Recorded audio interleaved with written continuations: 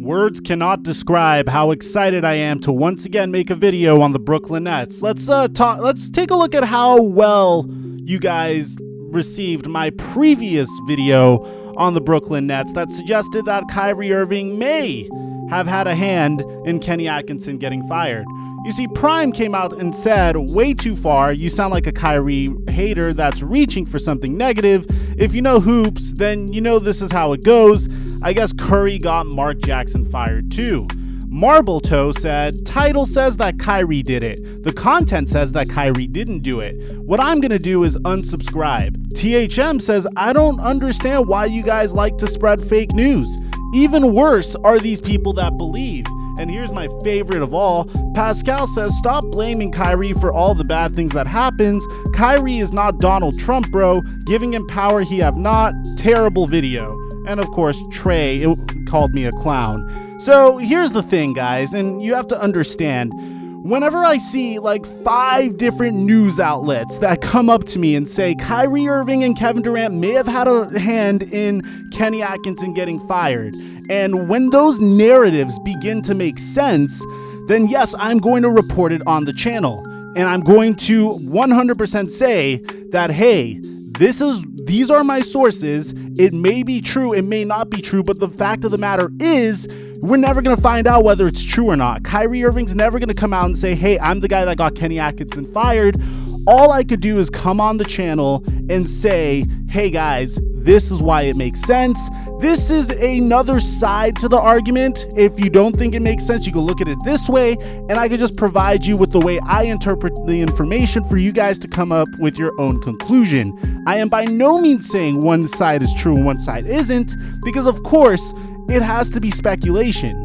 You can't 100% prove empirically that Kyrie Irving or Kevin Durant dropped the ball on Kenny Atkinson and got him fired. And speaking of balls, let's bring you guys to today's sponsor, which is Manscaped.com. This video is brought to you by Manscaped.com. Manscaped is the only men's brand dedicated to below-the-waist grooming and hygiene. If you watch my channel for a while, you know that I'm a huge fan of Manscaped and their Perfect Package Essentials Kit, which is the world's first all-in-one manscaping kit that makes manscaping safe and easy. And just when you think they have it all figured out, they take it to the next level. I'm excited to be one of the first to confirm that after more than 18 months of research and development, the new Lawnmower 3.0 waterproof body trimmer has just been released.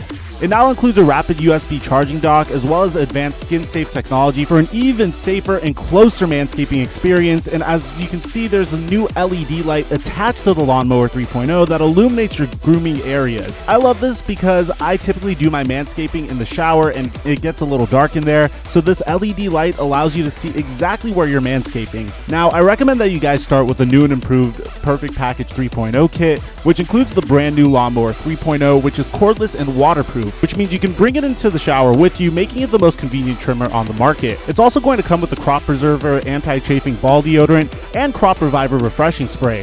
Because you put deodorant on your armpits, right? Why wouldn't you put deodorant on the smelliest part of your body?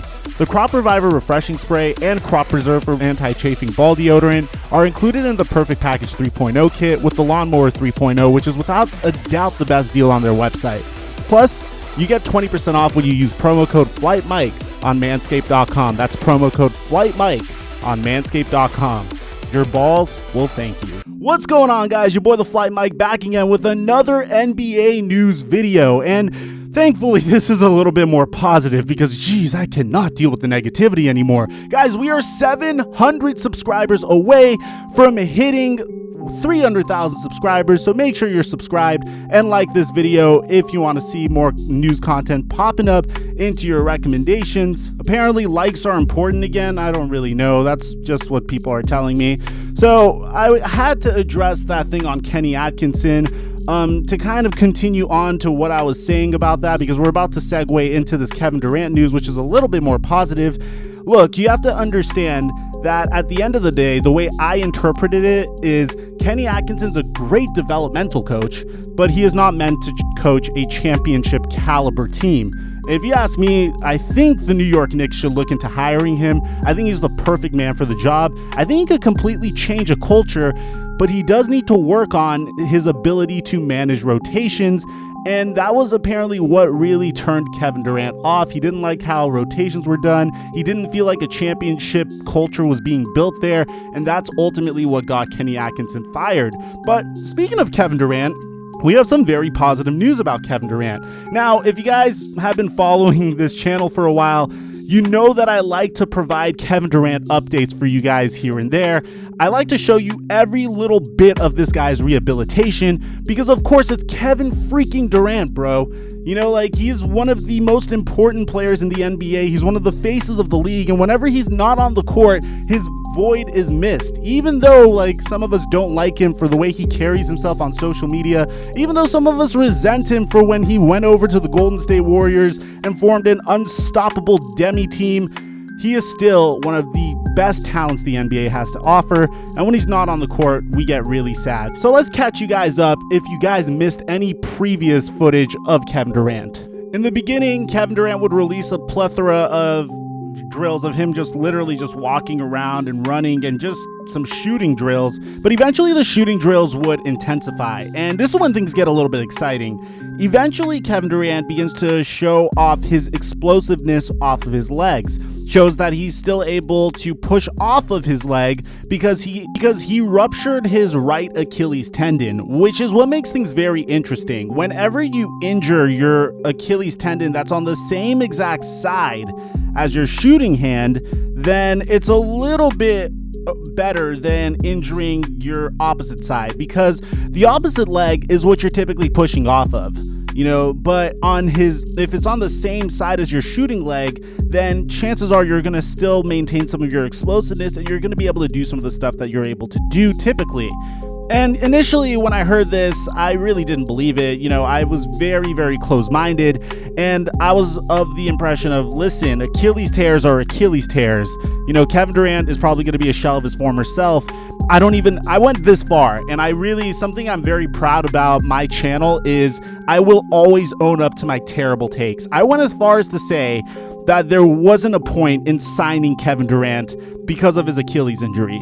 But as time progressed forward and I did more and more research, I started to learn of previous Achilles tears, and Kevin Durant had one thing in common with another NBA legend, and this is the only documented Achilles tear that was very similar to Kevin Durant, and it's Dominique Wilkins.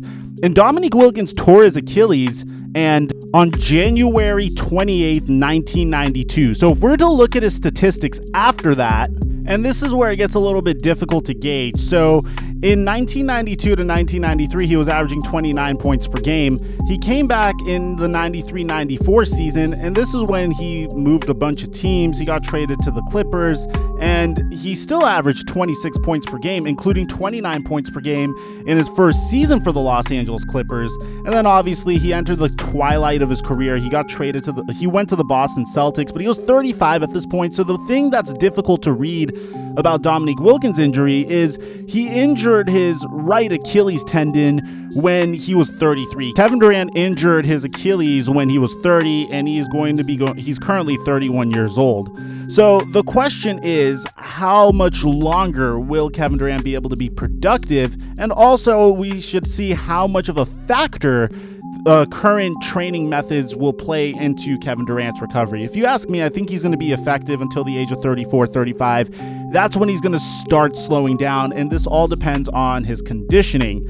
I think he's going to come back better than ever, and we're beginning to see signs of his explosiveness in content like this, where he was able to cross up Nick Claxton, which is a teammate of his, and dunk it in the middle of practice. And you can see he's still rehabilitating. He's still taking his time. I really wanted to tip my hat off to Kevin Durant.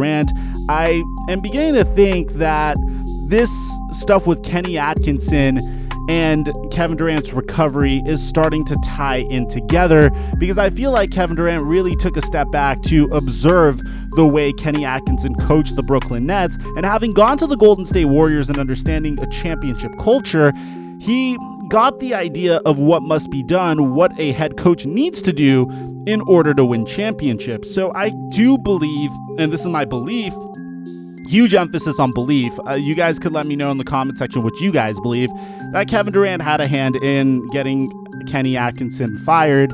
I don't think he meant it in a malicious way. I think it was more in terms of, listen, he's an incredible coach. He's just not the right coach for this team. We're in a different stage that we were in a year ago, and I want to win championships. I feel like there's nobody on the Brooklyn Nets that wants to win championships more than Kevin Durant, especially considering the fact that the number one knock on Kevin Durant is the fact that he won championships in the most bogus way. They're still championships. Championships are championships, but come on, like every NBA fan, if you're in the lunchroom with your boys, or if you're in the locker room with your boys, and you're trying to talk about the all-time greats of the NBA, you're not going to put as much stock into Kevin Durant's championships when you're comparing them to Kobe Bryant's, or when you're comparing them to LeBron James.